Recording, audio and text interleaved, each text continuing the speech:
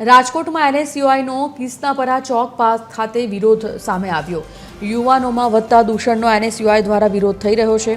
અર્ધનગ્ન હાલતમાં એનએસયુઆઈના કાર્યકરોએ સૂત્રોચ્ચાર કર્યા હતા।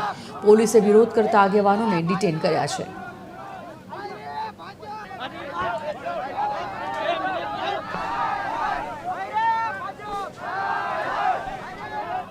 રાજકોટ એનએસયુઆઈના આગેવાનો દ્વારા આજે જે વાત કરીએ ડ્રગ્સ અને સપનાઓ જે ચૂર ચૂર થઈ રહ્યા છે ત્યારે એનએસયુઆઈ દ્વારા આશ્ચર્યજનક કાર્યક્રમ કરવામાં આવ્યો છે। ત્યારે અને વિરોધ કરવામાં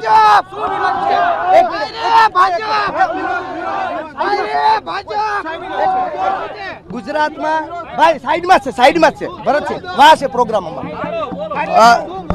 આ બધું એક મિનિટ સાઈડમાં ખાસ કરીને ગુજરાતમાં આગળ દિવસે ને દિવસે નશાખોરીનું પ્રમાણ વધતું જાય છે। આ નશાખોરીના પ્રમાણમાં ક્યાંક ભારતીય જનતા પાર્ટીની સરકાર આ ખાડા કાન કરી અને ગુજરાતના એ ભાઈ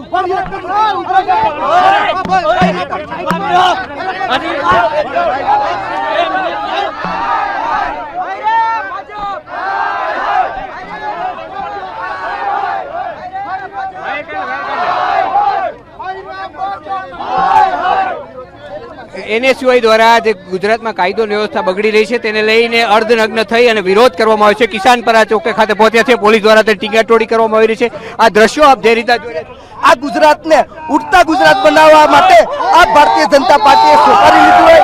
આજના યુવાનોને ડ્રગ્સના રવાડે ચડાવી અને આજનો યુવાન અને પ્રશ્ન ન પૂછે તે માટેનું ષડયંત્ર ગુજરાતમાં થઈ રહ્યું છે।